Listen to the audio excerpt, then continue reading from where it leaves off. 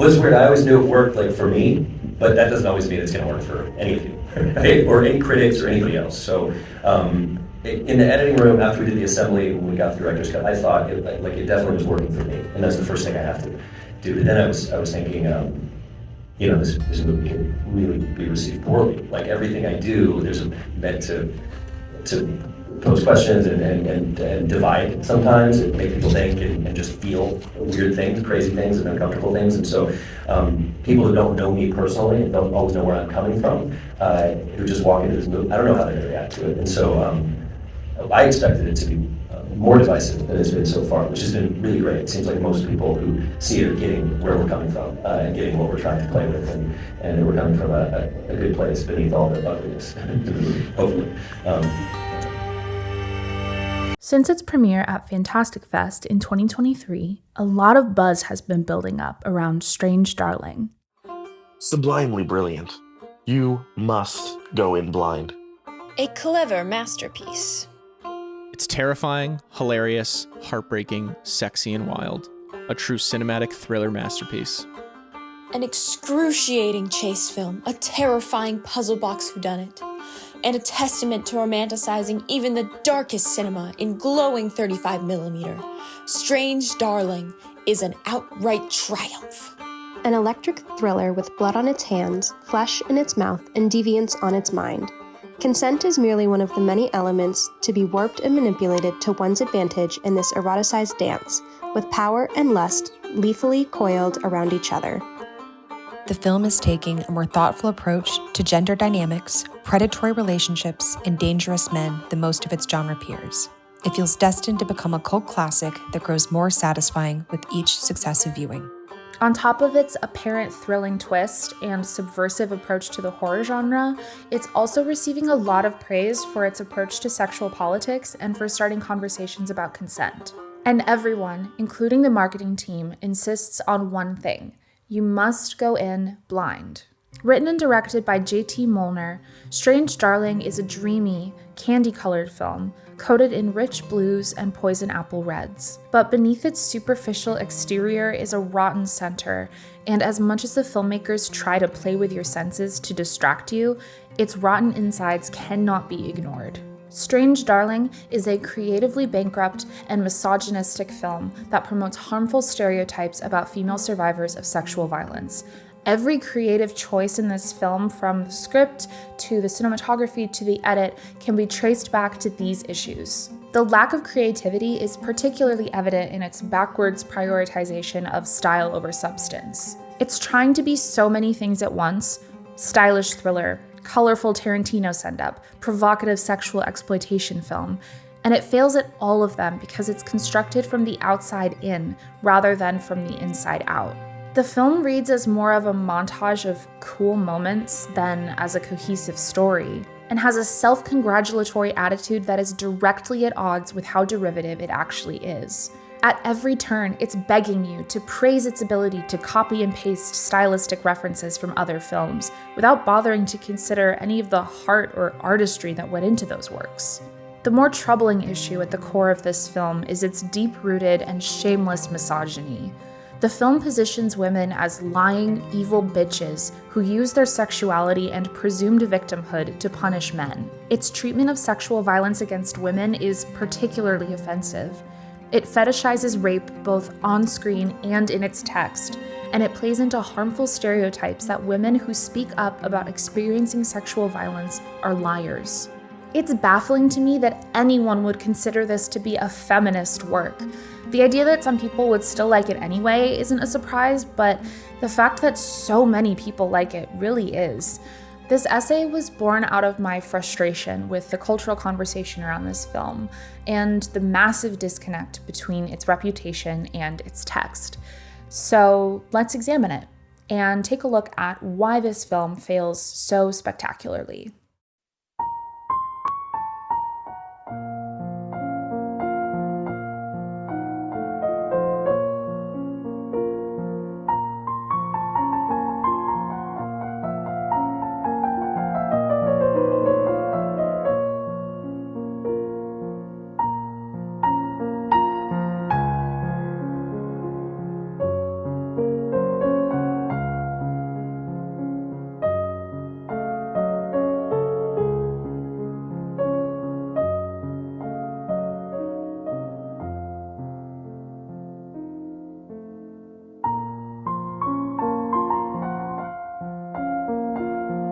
Strange Darling is told in 6 non-chronological chapters, and it's a somewhat difficult film to summarize because its nonlinear structure strategically obfuscates its myriad of plot issues. So, with that in mind, let's give it a shot. We begin with a black and white shot of a man smoking in a car, while a woman off-screen asks him, "Are you a serial killer?" Then, a hard jump cut to him choking someone, her gasps for breath intermixed with a loud droning sound. Then, an opening crawl, which states that the film is based on the true story of the last known killings of the most prolific American serial killer of the 21st century. Then, a woman known to us only as the Lady runs toward the camera in slow motion. She is bleeding from her ear and comes in and out of focus as the opening credits roll to an acoustic cover of Love Hurts. Then, the title card. Then, we jump to chapter 3. Can you help me, please? The Lady drives down an empty road in rural Oregon, pursued by a cocaine-frenzied man referred to as the Demon. He shoots at her, causing her to spin out and crash. The Lady runs into the woods and the Demon follows close behind with his shotgun. She finds an abandoned camp in the woods and dumps a bottle of vodka over her wounded ear. After a brief pursuit, she escapes to a secluded farmhouse. When the owners open the door, we skip forward to Chapter 5. Here, kitty, kitty. Sometime later, the Demon walks into the house, brandishing his shotgun, and he finds a man's dead body bleeding out in the kitchen. He hunts for the Lady, and when he finds her hiding in the freezer, he shoots her. Then, abruptly, we go back to Chapter 1, Mr. Snuffle. The night before, the Lady and the Demon are flirting in his truck outside a motel. The Lady tells the Demon about the dangers of casual sexual encounters like this one, and asks him if he's a serial killer. He says no. We jump cut to later in the motel room, where we find out the context of the opening shot of the film. The Demon is aggressively choking the Lady, who is handcuffed to the bed. She asks him to choke her harder, but something isn't clicking. They give up, he unties her handcuffs, and she muses that he might be the problem. They start making out again, and he grabs a condom, but she pushes him away and asks him to slow down. At this point, he starts tying her up again. When she asks him to stop, he pins her down, chokes her, and slaps her in the face. The scene carries on this way for 4 minutes as the Demon prepares to rape her. She cries while he barrages her with increasingly violent threats until she suddenly blurts out, "Mr. Snuffleupagus!" We flash back to their conversation in the truck, where it's revealed that this is a consensual non-consent roleplay scenario that both of them agreed to participate in. The Lady asks the Demon to spring it on her unexpectedly and to make her fear for her life. They discuss the politics of consent for a while before we return to the scene in the motel room where the Demon apologizes for taking the roleplay too far. The Lady insists she was enjoying herself and just wants to take a break before continuing. However, her enthusiasm is interrupted when she looks into his eyes and briefly sees a mysterious vision. Now we jump ahead to Chapter 4. The Mountain People, which picks up just before the Lady shows up at the house in the woods. The residents, elderly doomsday preppers Genevieve and Frederick, prepare an unbelievably buttery breakfast before being interrupted by the Lady's pleas for help. They cautiously let her in and offer to call the police, which she implores them not to do. They give her some breakfast and bandage her ear. When Genevieve leaves the room to fetch some medicine, she hears a loud thud and returns to find Frederick bleeding and beaten. The Lady says she doesn't want to kill Genevieve and asks what she can use to tie her up. Genevieve leads her outside and manages to escape into the woods when the Lady sees the Demon approaching. The Lady runs inside, grabs a can of bear spray, and hides in the freezer. Now we go back in time again to Chapter 2, Do You Like to Party? The Lady and the Demon are making out again. She takes out a bag of cocaine, promising to finally engage in intercourse with him if he partakes, which he does. However, while prepping their lines, she secretly pours him a different substance. After they make out again, she suddenly becomes cold and starts putting on her boots. She starts mocking him for being confused with her behavior. While he puts his clothes back on, the Lady goes into the bathroom and pulls a knife and a taser out of her backpack. She finds the demon crawling down the hallway, mouth foaming and clearly on the verge of passing out, and she drags him back onto the bed. At this point, she reveals that she actually gave him ketamine to sedate him, and that she is the prolific serial killer known as the Electric Lady. She turns on the radio and sings along to Love Hurts while carving her initials into his chest, which happens off screen, although we do see the aftermath. Her plans are thwarted, however, when she takes a break from the act and goes through the demon's belongings, where she discovers a sheriff's badge. Realizing what she's gotten herself into, she returns to finish him off, but he pulls a gun and shoots her ear off. The lady escapes the motel, still naked and now bleeding profusely from her ear. She runs into the motel lobby, where she finds the receptionist Libby and a nurse named Tanya. She begs them to help her, asking them to lock the door and help her escape the demon. When Libby goes to call the police, the lady stabs her in the neck and steals Tanya's scrubs and car keys. She drives off, pursued closely by a cocaine-frenzied demon. With all the backstory now provided, we return to Chapter 6, Who's Gary Gilmore? Back at the farmhouse, the demon handcuffs the unconscious lady to the freezer and calls a fellow sheriff for backup. He returns to find the lady awake and tells her, "Gotcha. You fucking cunt." She tells him she always thought she'd rather die than go to jail if she was caught, and that she'd want to die like Gary Gilmore, a real-life convicted murderer who was executed by firing squad in 1977. But now that she's been caught, she's scared to die. She also confesses that during their sexual encounter, she was starting to feel true love for him, and sings Love Hurts again. Then she sprays him with the bear spray and bites his neck, tearing out a chunk of flesh with her teeth. He falls to the ground and she watches as he bleeds out and dies.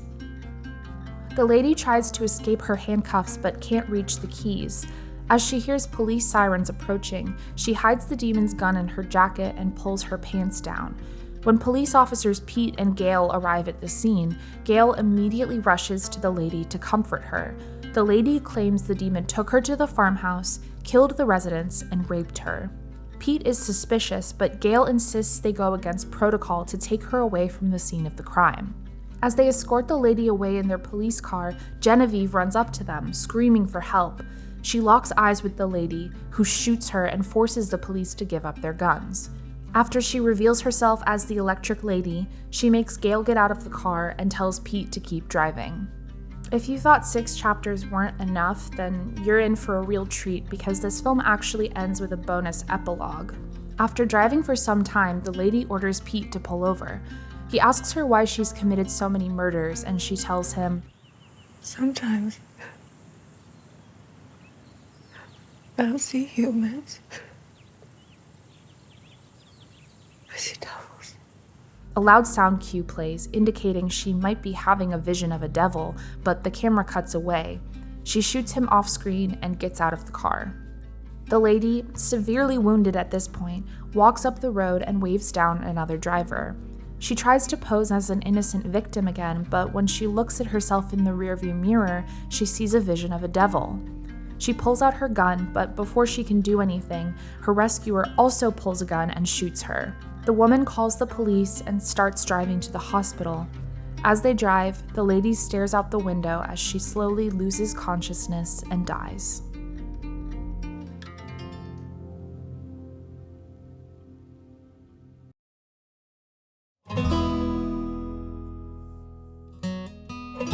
If you're not familiar with J.T. Molnar, that's not surprising. Strange Darling is only his second feature. There isn't a ton of information about him available online. I can't even find out what JT stands for. Most of what I could find is how his family runs the Freakling Brothers horror shows in Las Vegas, which it seems like he grew up helping them with and still helps them with as an adult. And his first feature film, Outlaws and Angels, was released in 2016 and is a Western drama that he describes as a feminist revenge drama.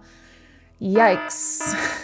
The film is honestly a pretty boring watch, but it does establish some stylistic trends that he expands on in Strange Darling, mainly an emphasis on shock value, depictions of sexual violence against women, and his obsession with shooting on film. His IMDb bio even describes him as a proponent of celluloid. He's also always wearing this hat, which doesn't really mean anything, but feels important to share.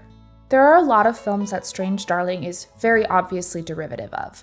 Its opening crawl is pulled directly from the Texas Chainsaw Massacre, its style is an unsubtle blend of Pulp Fiction and giallo films, and its plot twist is suspiciously reminiscent of the twist in Gone Girl. There is an overall lack of creativity and originality present in its filmmaking.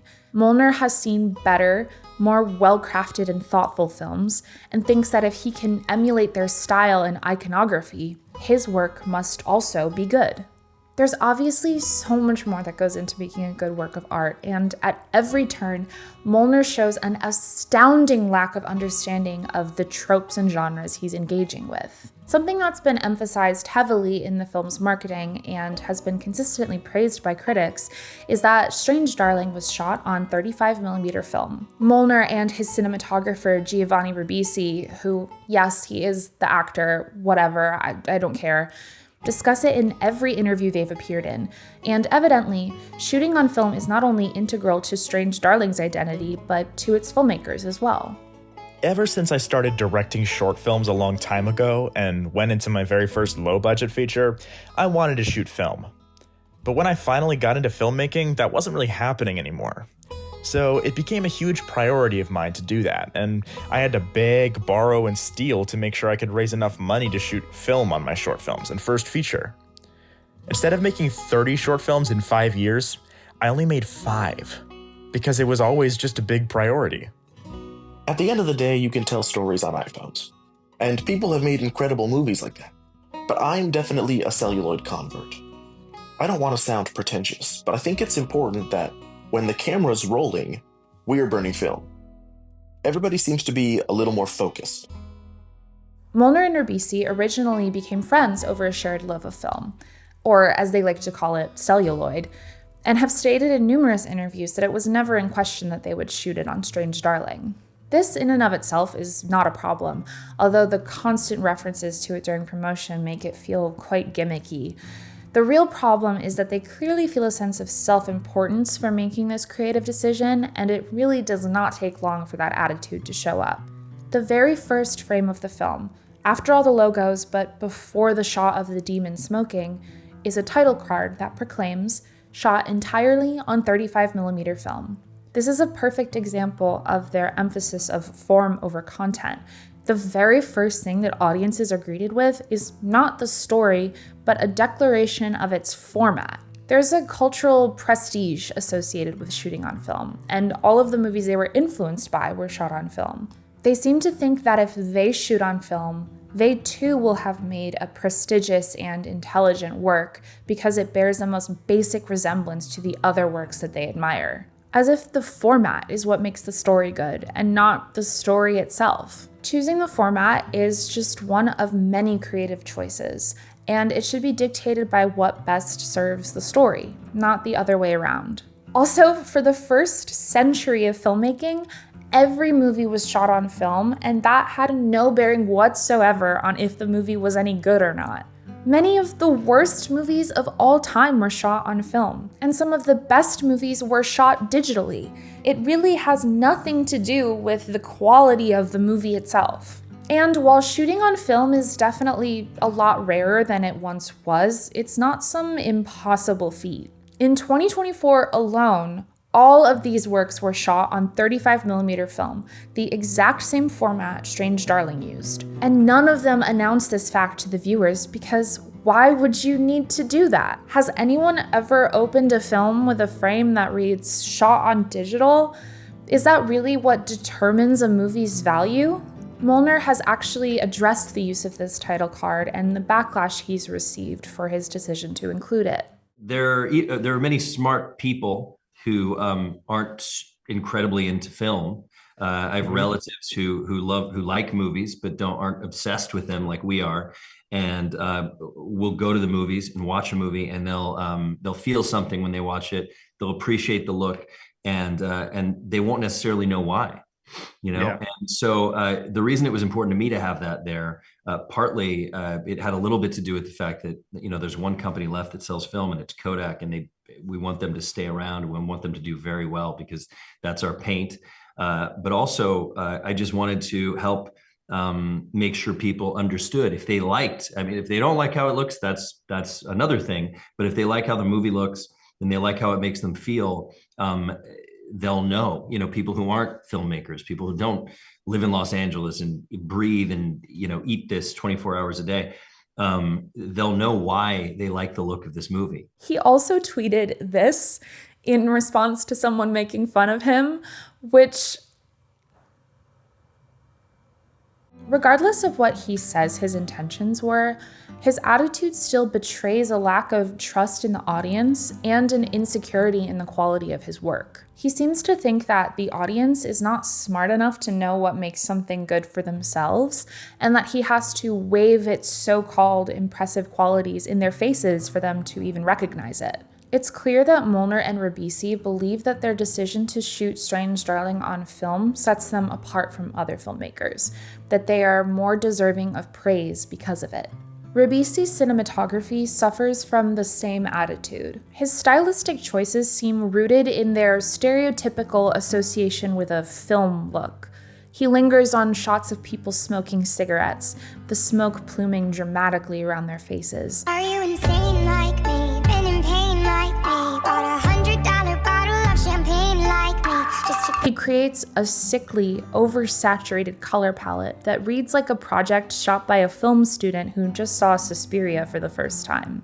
In an interview with Eye for Film, Ribisi described his intentions for the film's style as an assault on the senses with a fairy tale quality. Fairy tale is the wrong term here. There's nothing fantastical or magical about this movie. There are no traces of Sleeping Beauty or Alice in Wonderland in Strange Darling, even with the overt lyrical references to the latter in its soundtrack. There are plenty of fairy tales out there for adults, but even if these works are darker and more violent than their child-friendly counterparts, they still have the inherent traits of the genre: fantastical worlds with magical elements. But the term fairy tale is often thrown around as a sort of nebulous term to describe anything with bright colors and heightened reality. This is what Ribisi seems to mean as well. His stylistic approach has far more in common with exploitation films, specifically giallo films, than with something like Snow White. Exploitation film is a kind of vague genre descriptor that can refer to lots and lots of different low-budget films that are produced specifically to be sort of sensational. Oftentimes they feature lots of violence and nudity, etc. Lots of horror movies are exploitation films. Giallo films are an Italian subgenre of exploitation films, most of which were produced between the 60s and the 80s. The genre is characterized by eye-popping colors, unnaturally dramatic lighting, sensational gore and nudity, and lurid stories with lots of twists and turns. Thanks to their color palettes and tendency towards unusual camera angles, many giallo films feel surreal and dreamlike. Many of these films also have a seedy undercurrent to them, or really, that's putting it lightly, oftentimes they have a seedy overcurrent to them, with their emphasis on the naked female body and violence against women. Strange Darling meets all of the above criteria, seediness included, far better than that of a fairy tale. I don't necessarily think that they set out to make a giallo film, but it is interesting to note how much imagery they borrow from the genre. All of his compositional choices feel sort of off-kilter in an empty way. He uses split diopter shots on multiple occasions, which are a hallmark of the horror genre, but he doesn't do anything interesting with them. There are unconventional framing choices and deliberate distortions, but they don't add up to any greater theme. Other compositions feel extremely cookie-cutter. The first 7 minutes of the conversation in the truck are shot entirely in French overs, and it feels painfully long as a result. There are quite a few shots where he slightly misses focus, and the shot of the lady and the demon on the floor of the farmhouse is a little crooked. When these basic compositional choices and errors are combined with the bright colors and the off-kilter shots and the sort of film look, it makes the bolder choices feel more like derivative references rather than the stylistic homage I have to assume they were going for. There's nothing going on here that hasn't already been done better in other horror movies. They treat these references as shortcuts to good storytelling, rather than actually doing the legwork to create a good story worth telling. Yet while the film is so clearly pulling from exploitation and giallo films, none of the films that Molnar and Ribisi have cited as references are anywhere close to those genres. Their primary influences include historical psychological thrillers, Bergman's Cries and Whispers, Ken Russell's infamously controversial The Devils, and the black and white gothic horror film The Innocents. Actually, a lot of their influences were black and white British psychological dramas from the 1960s, like The Servant and Mademoiselle. Their other major in-color influences, Dead Ringers and Blue Velvet, are also quiet psychological thrillers. Not only are their influences incredibly different visually, but they bear no thematic resemblance either. Molnar and Ribisi seem reluctant to make comparisons to the films they are most obviously in conversation with. Their references seem entirely random and disconnected from the exploitation horror they made. Much of their visual reference to horror seems subconscious rather than intentional. For example, the split diopter shot, which is a huge part of horror iconography, was actually improvised on the day of the shoot.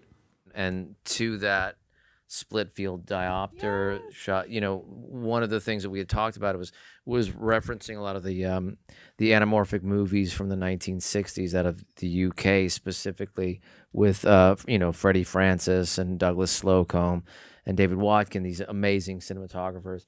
I wasn't able to do that because I just wasn't able to get enough light in order to be able to stop down for that deeper focus. So that was our one sort of we're going to do this with a split field diopter. The flood of red light in the motel bathroom, which also screams giallo imitation, was a product of chance when they had to switch filming locations at the last minute. Then the bathroom. We had this strange sort of red light in the bathroom. That was great. Why? I don't know, but because I think, honestly, it looked good. It was interesting. It informed the story on a more visceral level. This quote, I think, aptly summarizes their approach to the entire project.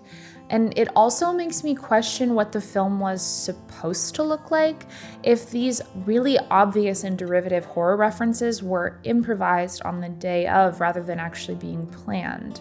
One of the few horror movies Molnar has openly admitted he made reference to is the Texas Chainsaw Massacre, which he blatantly pulls from in the opening crawl. The opening crawl of Texas Chainsaw famously claims to be based on a true story and highlights the gruesome nature of the killings. Like Strange Darling, it also claims that its fictional killer is an iconic figure in American history. Texas Chainsaw has been widely influential on the horror genre, and it's often regarded as one of the best horror films of all time, so it's no wonder that it would often be paid homage. Strange Darling is certainly not the first to do so, but the opening crawl of Strange Darling is so similar, and since it's immediately preceded by the shot on 35mm title card, it reads as very self-indulgent. It certainly doesn't inspire confidence that the film you're about to see is going to be very original or inventive. Additionally, the original soundtrack by Z. Berg feels like the wrong choice tonally. The film is already so serious that the use of a melancholy, ghostly soundtrack weighs it down even more, instead of injecting it with some much-needed energy. The lyrics are painfully on the nose, especially the title track. The song begins with an a cappella croon of the phrase, which plays just before the title appears on screen, and Berg repeats the phrase, borrowing the tired phrase from Alice in Wonderland. The track that plays as the lady dies, Better the Devil, has a haunting piano melody, but the repetition of the phrase is an overly literal invocation of the devil imagery from the film. There's also, pardon me, I don't speak French despite my name, Sous le pave la plage, which plays as the lady watches the demon bleed out after confessing her love for him, in which Berg sings,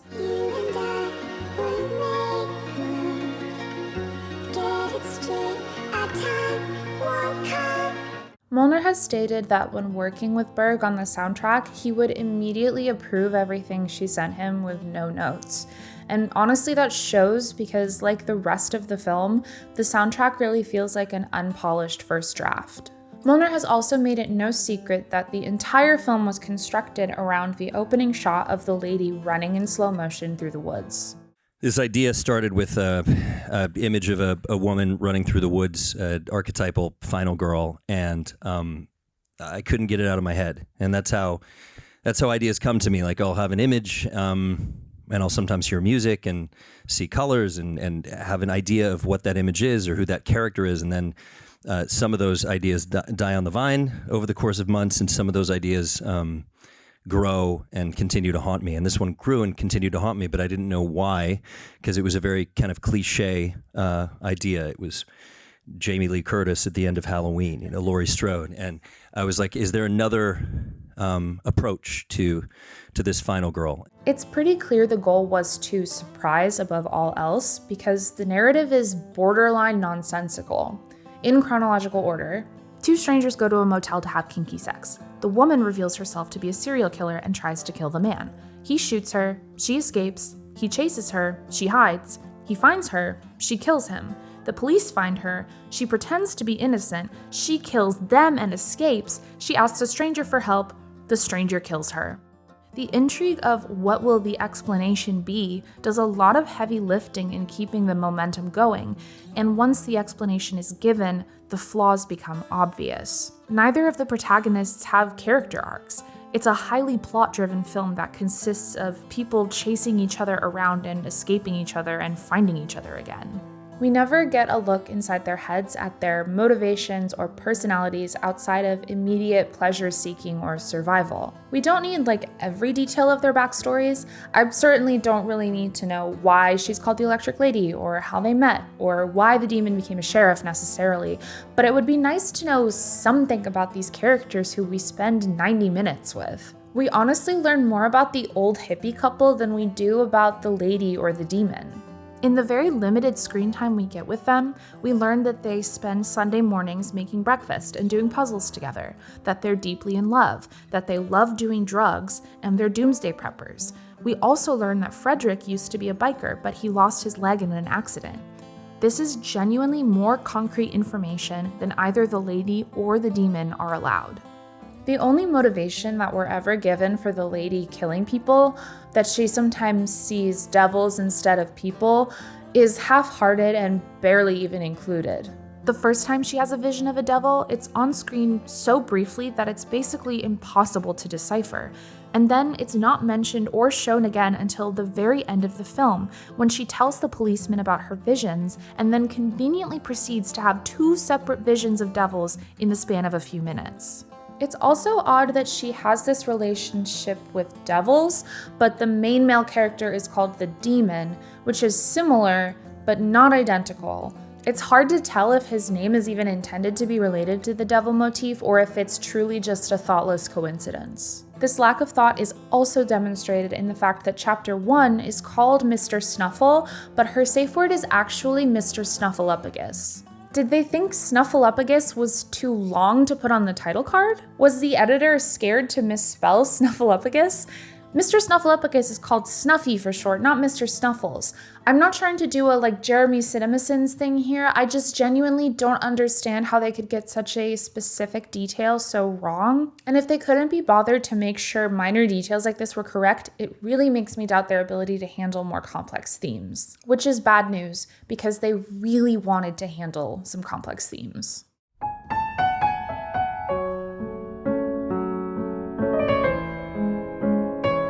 Something that has resonated with critics and audience members about Strange Darling is how it handles consent and sexual violence. Felipe Freitas of Always Good Movies went so far as to call the film a visceral, provocative, darkly feminist thriller.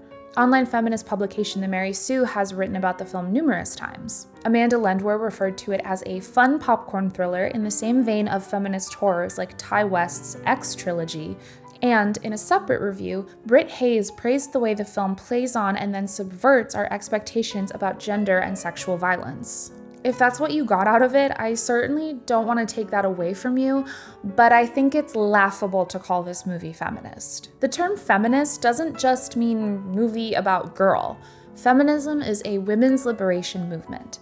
I know this is a drastic oversimplification, but I just think it's really important to remember that it is a movement with specific goals and ideas, and not just girl power or centering women or anything that happens to be about a woman. And it's not like the world is lacking for feminist horror right now. Just in the last decade, we have had The Substance, Raw, Titane, Swallow, A Girl Walks Home Alone at Night, The Lure, The Invisible Man, Fresh. All of these movies were deliberately made with feminist themes, and they are so easy to find. It's not like they're underground indie projects. The Substance was nominated for Best Picture at the Oscars this year. Meanwhile, Molnar has never given any indication that he intended this movie to be feminist. He clearly understands that his audience is coming at the film with a set of preconceived notions based on their knowledge of horror films, their background, their gender, but that is where his process begins and ends. He wants to use our subconscious biases to set up a situation and then pull the rug out from under us. Not to point anything out, but just for the sake of pulling the rug. What I wanted the movie to be about was expectations and subversion of those expectations when it comes to stereotypes and archetypes. Somebody might be acting this way in this scene, but let's see what happened to them the night before to get them to this place. This is about as specific as he ever gets about stereotypes and archetypes.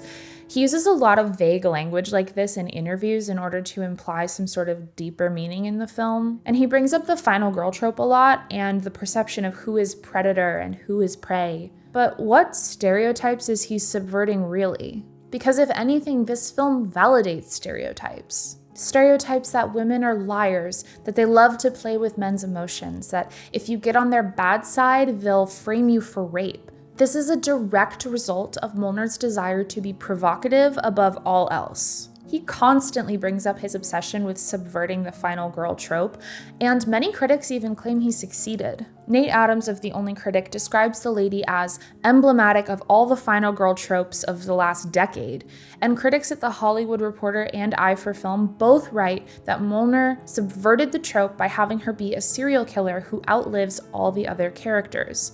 Here are just a few of many, many examples of Molnar talking about this in interviews. I was drawn to the image of this final girl running through the woods. And I kept seeing that, and I knew it was a trope, except the way I saw it, there was this dressing on the image that I saw that made it unique to me. There was some story there, or a unique side of a character we could show that we hadn't seen in other films. Not just horror films, but films about people who are being pursued or in distress. I started thinking about tropes and genre archetypes and the final girl, and I started thinking about gender stereotypes and expectations, and so it started becoming an interesting exercise to see how this story unfolded as I discovered it, and then finding ways to exploit those tropes and subvert them in a way that would surprise the audience. I had this image of the archetypal final girl, and I wanted to present her with more context, backstory, and complexity than we've ever seen before. That basically means turning the final girl inside out, because the person you think is the prey at the beginning of the movie isn't. It switches. But did he present her with more context, backstory, and complexity than we've ever seen before? Strange Darling provides basically no information about these characters outside of the 24 hours we spend with them, and we get practically no insight into the lady's inner world. The attempted subversion here is purely a product of the non-sequential order of events rather than any clever writing. He relies on our subconscious gender biases to set up and then subvert the killer-prey dynamic, but what does he actually say in doing so? In order to pinpoint why his approach fails, let's actually define what final girl means anyway. As first coined in 1987 by American professor Carol J. Clover in her article, Her Body Himself, Gender in the Slasher Film, the final girl is introduced at the beginning and is the only character to be developed in any psychological detail. We understand immediately from the attention paid it that hers is the main storyline. She is intelligent, watchful, level-headed, the first character to sense something amiss and the only one to deduce from the accumulating evidence the patterns and extent of the threat. The only one, in other words, whose perspective approaches our own privileged understanding of the situation. We register her horror as she stumbles on the corpses of her friends, Her paralysis in the face of death duplicates those moments of the universal nightmare experience on which horror frankly trades. When she downs the killer, we are triumphant. She is, by any measure, the slasher film's hero. As defined by Clover, a final girl is usually a teenager or young adult, sexually unavailable or virginal, does not partake in illegal drug use, and often has a shared history with the killer. This is usually in direct contrast to the other victims in the film, who are usually sexually promiscuous and indulge in other vices like illegal drug or alcohol use. It's an infamous trope in slasher movies that sexually active characters are killed and the virgins survive.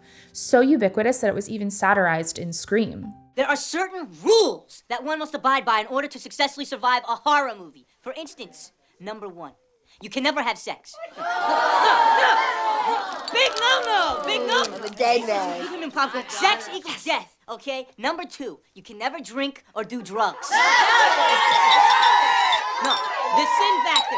It's a sin. It's an extension of number 1. And number 3, never, ever, ever, under any circumstances say, I'll be right back. Because you won't be back. I'm getting another beer. You want one? Yeah, sure. I'll be right back.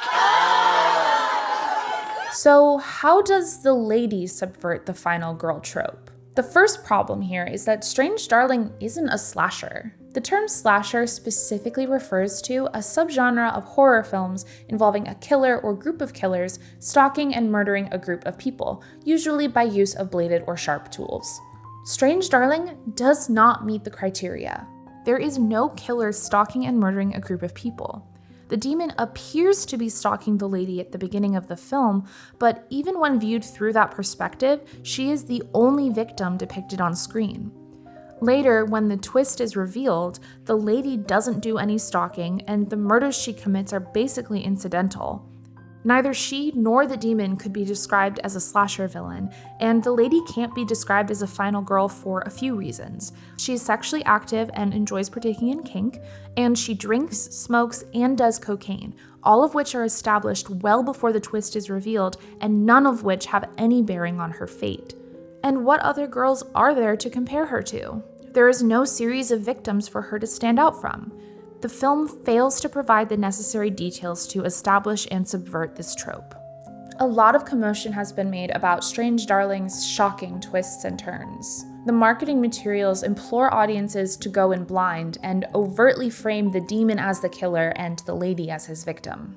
The emphasis on the fact that the film has a plot twist makes it pretty clear there's going to be a role reversal. There are only 2 main characters, and the framing of the demon as the killer and the lady as victim is so heavy-handed that if you've seen a few movies before, you'll be able to figure out the twist. Molnar does not have much faith in his audience. He really believes that they will only make the assumption that the man must be the killer and the woman must be the victim, and that their minds will be absolutely blown when that turns out to not be the case. Not only is this exact twist done better in Gone Girl, which I'm sure if you are familiar with Gone Girl, you've been thinking this entire time, but this isn't even the first time this twist has been used in horror films or even slasher films. At risk of spoiling a few films, Sleepaway Camp, Saw 2, High Tension, All the Boys Love Mandy Lane, and Scream 4, just in the realm of slashers, all establish female main characters who are revealed to be the killer at the end of the film. It's not like this is some brand new idea that's never been done before, and it says a lot about the quality of the film that the only way the plot twist works is if the audience approaches the story with the exact set of preconceived notions that Molnar expects them to have, rather than through any writing or storytelling choices he could have made to actually build up that plot twist. It's also just really, really bizarre that he's so obsessed with subverting a trope that he demonstrably has no understanding of. And while he clearly thinks that there is a lot more to analyze beneath the surface, he's also made it very obvious that shock value was his main priority. Every bit of Strange Darling, even though it's within a genre, is meant to obviously appeal to people, and to also be a ride. Every scene is another act of defiance. Characters are often doing things we don't often see them do on screen, and we didn't want to ever have any constraints on us, like maybe we shouldn't have a character do this. We just let these characters be, and if they wanted to chain smoke, they were going to chain smoke. If they said things that were offensive, that's what they were going to do. We just wanted to make sure we leaned into all the danger within the story and the characters, and just let them be free. If Molnar thinks that having characters chain smoke and say offensive things is something we haven't seen on camera before, I'm really not sure what movies he's been watching, especially since he is so obviously influenced by Tarantino.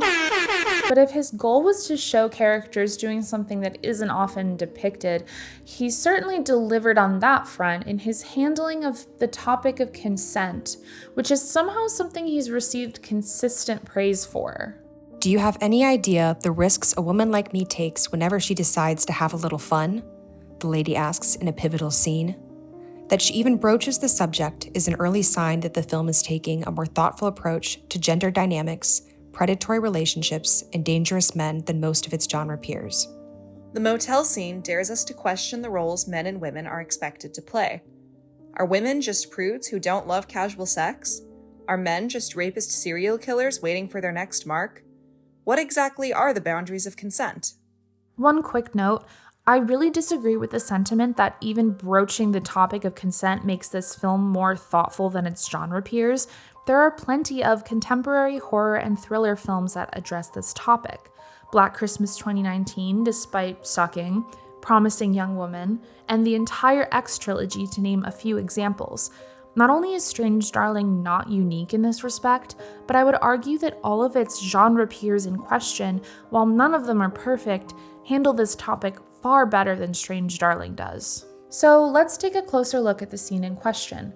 Before they go into the motel, the lady and the demon have a lengthy conversation where they discuss the dangers that women face when they want to engage in casual sex. Do you have any idea the kind of risks a woman like me takes every time she agrees to have a little bit of fun? It's a goddamn tragedy. Men think that we're these prudes who don't like casual sex. Most of us fucking love casual sex. We just wonder that murder isn't going to be served on the side. Jesus. Never thought about it that way. Of course you haven't. You're not a woman. Then there's, plain old risk of disappointment, which is the most common, but violence, that's no joke. That's life or death. Of course, once the plot twist is revealed, the irony of the situation becomes clear. The serial killer is waxing poetic about being serial killed. But Molnar's repeated pattern of showing more interest in the act of subversion rather than the result takes its ugliest form when he has to navigate the trickiest subject matters, and the scene that follows this is one such example. Having the demon appear to be raping the lady before revealing that it was actually consensual the whole time is just incredibly tasteless. Molnar wants to shock the audience, and he attempts to do so by flipping the audience's biases on their heads. The physically stronger man appears to be in control, but gotcha, the woman actually asked to be treated this way. Drew Tinnen of horror news site Dread Central writes that in this scene, questions start to bubble up about the power dynamics between men and women and the potential dangers and thrills of a one-night stand. There are real, serious reflections about consent, the line between domination and submission, and victim theory. But what exactly are the questions that this scene is bringing up? What reflections are happening here? Everyone is giving Molnar props for going there, for diving into dark sexual politics and bringing up important conversations about consent. But what is he actually saying once he arrives? He shows no interest in or even knowledge of the context or implications of what he's depicting. Portraying rape on screen, even when it's a fake out, is an extremely loaded choice. On-screen depictions of sexual violence against women have extensive historical precedent. This choice does not exist in a vacuum. It has thematic and emotional consequences, yet Molnar's thought process begins and ends with, what's the most fucked up thing that could happen right now? Rather than actually engaging with the historical context or psychological impact that this could have on the characters or on the audience. While implied rape was present throughout all of film history, graphic rape scenes in films began popping up in the 1970s with the popularity of horror, slashers, and low-budget exploitation films, especially as the rape revenge subgenre began to take shape. Sexual violence against women has notoriously been depicted fetishistically. Often these scenes are drawn out and even sexualized. While this is extremely common in exploitation films and horror, it's a problem even outside of the horror genre. As one example, the erotic drama Last Tango in Paris infamously has a graphic scene where the male protagonist rapes his lover, and many dramas have romances that portray sexual assault and rape as romantic acts. Even in films where the intent is to emphasize the brutality and cruelty of the act, like female-helmed films The Nightingale or Revenge, it is still such a sensitive and contentious subject that many in feminist circles feel it should not be depicted at all. The fake-out rape scene in Strange Darling drags out for nearly 4 minutes, which is an extremely long time to deceive the audience this seriously. I get the impression the sex scenes in this film are supposed to feel dangerous in an erotic way. Kyle Gallner, who plays the demon, even said so in an interview. Even though the subject matter is what it is, there's at times this very strange sort of sexy undertone, and the way it's lit and the way it's shot, there are definite moments where that's supposed to come out and feel that way. The lady is also only wearing a bra and underwear for not only this scene, but for every scene that takes place in the motel, and the camera lingers on her body for long stretches of time. But by choosing to withhold the context of consent from this scene until several minutes in, it just becomes heavy with dread. It's also hard to find this scene sexy when she's wearing just the worst wig in the world. It's so bad. Even Nicole Kidman would wear a better wig than this. And the demon keeps his jeans on and puts his dirty shoes on the pillows. Ah! The language the demon uses in this scene is so graphic, telling her, "You know you asked for this, right?" and threatening to take my knife and I'm gonna cut you from one set of lips to the other. A line which it pains me to say that Kyle Gallner improvised, that it feels actively hateful towards its female viewers. The demon is describing a very gendered type of violence. While the lady wants to be scared and Molnar certainly wants to scare the audience, the word choice just veers too far into real-world imagery of violence against women. What is all of this saying about consent and sexual politics exactly? That women like fucked up stuff too? Molnar has not put any thought into what messages his creative choices actually communicate. When he was asked about how extreme he wanted to make the film, he said, "It depends what your threshold is, and everything's relative. So some people think the movie's extreme in certain moments, and maybe others feel a different way. For me, it was restrained, actually, from a standpoint of explosive violence and anger and all that. Like, I wanted to make sure we kept it restrained, except in certain moments, because I wanted those moments of violence to really pop and really be effective. And I also wanted to focus on this movie having enough intimacy and elegance and quiet, in certain moments as well. Because there's never a limit. You just go as far as the story needs you to go to achieve the desired effect.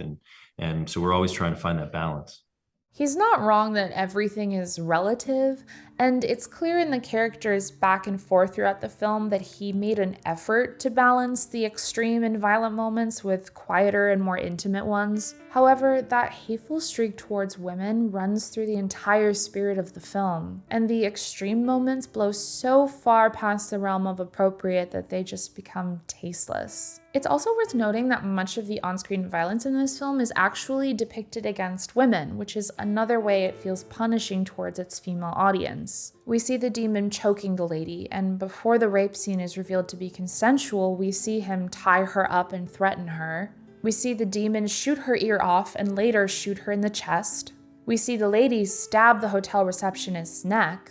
Some on-screen violence against men is shown. For example, we do see the lady bite into the demon's neck, which is undeniably gnarly. But Pete, the cop, is killed off-screen, and when the lady carves her initials into the demon's chest, the film cuts to black and shows several title cards to indicate how much time has passed in an almost SpongeBob-esque manner. While we do see the end result of the torture, it's almost comical to witness the man's pain be concealed by a fade to black while the women receive the opposite treatment. It creates a dynamic where violence against women is an acceptable form of spectacle, where violence against men is too horrific to depict. The scene in the motel is not the only time that Molnar veers into distasteful territory. He evokes the image of sexual violence against women later in the film when the lady feigns being raped by the demon in Chapter 6. From a character motivation standpoint, the lady's strategy is pragmatic, sure. She's doing whatever she can to manipulate the situation and regain the upper hand. But from a thematic standpoint, it raises a much larger issue, one that can't help but come across as a statement that women who claim to be victims are liars. When the lady pulls down her pants to fake an assault, it is a spit in the face to survivors who were brave enough to come forward about their experiences and were not believed when they did so. This scene shows a troubling lack of understanding on Molnar's part of the real-world consequences for female victims. Police officers are notoriously hostile towards female rape victims. Evidence suggests that police officers often operate from a culture of skepticism, resulting in victim blaming in sexual assault cases before the report is even received. Of particular concern is that some officers believed that as many as 90% of sexual assault allegations are false, and officers make these assumptions based on a tendency toward suspicion and gut instincts consistent with rape myths. A 2016 report of the Baltimore Police Department conducted by the Department of Justice found that officers and detectives in BPD's sex offense unit often question victims in a manner that puts the blame for the sexual assault on the victim's shoulders. For example, with questions suggesting the victim should feel personally responsible for the potential consequences of a criminal report on a suspect, or for having engaged in behavior that invited the assault. In their interviews of women reporting sexual assault, for example, BPD detectives ask questions such as, "Why are you messing that guy's life up?" We were also troubled by statements of BPD detectives suggesting an undue skepticism of reports of sexual assault. One victim advocate told us about a detective in the BPD sex offense unit making comments at a party in the company of BPD officers and victim advocates that in homicide there are real victims. All our cases are bullshit. This problem is not unique to the Baltimore Police Department. It's reflective of a wider trend across police departments all over the United States. It is both unrealistic and irresponsible to depict the police as so trusting of the lady's vulnerability. The way the lady weaponizes her presumed victimhood feels particularly unrealistic when compared to real-world statistics about sexual assault. Please bear with me, we're going through a lot of statistics, but I just need to get the point across that this is so out of touch from reality. It's impossible to have an accurate measure of the number of women who have experienced sexual violence, since so many instances go unreported, but it's estimated that at least 1 in 4 American women has been the victim of attempted rape or sexual assault. Yet, according to the National Sexual Violence Resource Center, 63% of sexual assaults are not reported to the police. There are a number of reasons these crimes do not get reported, as detailed in this really excellent study conducted at the University of Maine. As research on sexual assault on college campuses reveals, not only are there many survivors, but most are unwilling to report their sexual assault to the police or other campus officials, or even to tell a friend. Their reasons for non-reporting range from fear of being blamed by others or not being believed, to their own self-blame and lack of faith in a system that is supposed to assist victims of crimes. These perceived barriers to talking about sexual assault make it more difficult for universities to respond, but also for women to seek support from others. Even when these crimes do get reported, they don't usually end in a conviction. According to RAIN, only 16% of reported sexual assaults will result in an arrest, and 97.5% of perpetrators will walk free. There is still a massive backlog of untested rape kits in police departments all across the United States, meaning even if someone did report their assault fast enough to get a kit and they were believed, it would likely sit on a shelf untested for years, if it's ever tested at all. Despite these harrowing statistics, since the Me Too movement began in 2017, an increasing amount of public discourse has been dedicated to false accusations of rape and how men's lives can be ruined by them. By contrast, many powerful men are able to continue to have successful careers despite having very well-founded allegations against them. In the film industry alone, Bryan Singer and Brett Ratner were able to continue their careers for a long time despite their misconduct. David O. Russell still has a career despite sexually assaulting his niece, and even Woody Allen and Roman Polanski, literally the worst guys on earth, still have awards and distribution success in the film industry. Focusing the conversation on theoretical innocent men being falsely accused distracts from the very real issue of millions of women experiencing real sexual violence who are not believed. So with all of this in mind, the treatment of sexual violence in Strange Darling feels extremely callous. The lady is a master manipulator who weaponizes the solidarity between women. Those women are fools for believing her, and men are right to be suspicious of her intentions. When the lady reveals herself to the police, it's not enough that narratively the man is proven to be right and the woman wrong. He rubs it in his colleague's face, calling her, "You dumb bitch." When I saw this in theaters, everyone laughed at that line. And judging by a lot of Letterboxd reviews, that's a pretty common experience. It's funny to see the bitch get what she deserves. Strange Darling gets at a subconscious fear held by a lot of insecure men, a fear of women having power and control over them. Much of the horror of the film is rooted in a woman weaponizing her femininity and presumed victimhood against a man. She uses it to get the demon in a vulnerable state so she can torture and kill him, and then she uses it to get away from him. She consistently uses it to trick people into helping her, including at the very end, although her rescuer eventually sees through it and shoots her. In this way, the film explores that fear and simultaneously puts women in their place. All of the women other than the lady are depicted as naive, overly trusting fools. In this world, if you're a woman, you are either a liar or you are a dumb bitch.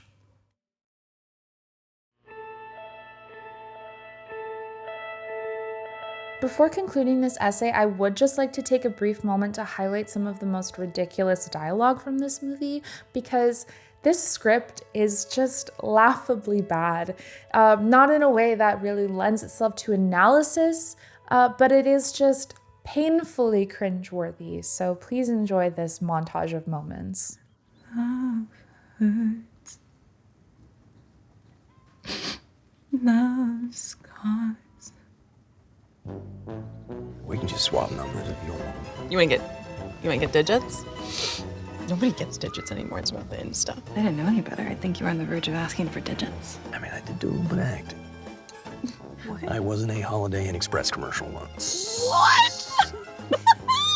So you might actually be good at this. Look, hawking the free hot breakfast ain't the same as slapping a woman around telling you you're gonna chop her up into little pieces. But look, I'm willing to try. No, I don't want any chopping. I want something intimate. Something romantic. I guess that throat. Don't get too excited. I'm still up by 1. Not for long, fucker. It's squatchy in those woods. We don't go too deep in them. Squatchy. Squatch can't drive no pickup truck. You'd be one dead shit ass if Squatch was at it. Do you like the party? Checkout's not until noon, and this stuff gets me really fucking horny. Well, I can't let a lady down on her birthday now, can I? Are we gonna fuck? I've never put it there before. Looks like checkmate. Yeah. And then some. There's nothing more than checkmate. It either is or it isn't. You fucking Philistine. Love doesn't have to be something that develops. I felt that for you when you had your hand around my throat. This ain't my first jar of pickles. And just because I have a vagina doesn't mean you shouldn't listen to a fucking thing I have to say. This has nothing to do with your vagina. And everything to do with the diapers you were wearing when I cleared my first crime scene. Bitch, I am the electric lady. No.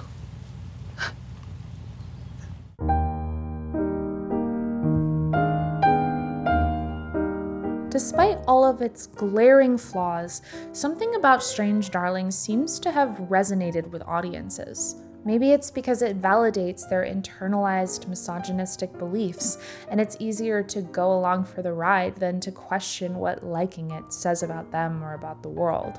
Maybe it's because it reminds people of other films that they liked better, and that basic resemblance is just enough to convince them maybe they liked this one too. This is exactly what Molnar wants. Don't let him fool you. He has made a nasty, mean-spirited film that promotes dangerous stereotypes and laughs at the audience for being too stupid to notice. In trying to play off of audience biases, he actually revealed his own, that he sees women as vindictive liars and men as their defenseless victims. He thinks he can speedrun good storytelling by copying creative choices from other films, but that's not how good storytelling works. What matters more than a film's format, than its style, than its references, is its heart. That's not something you can get by taking shortcuts. That has to come from within. And if you don't have that heart, then you end up with a movie like this.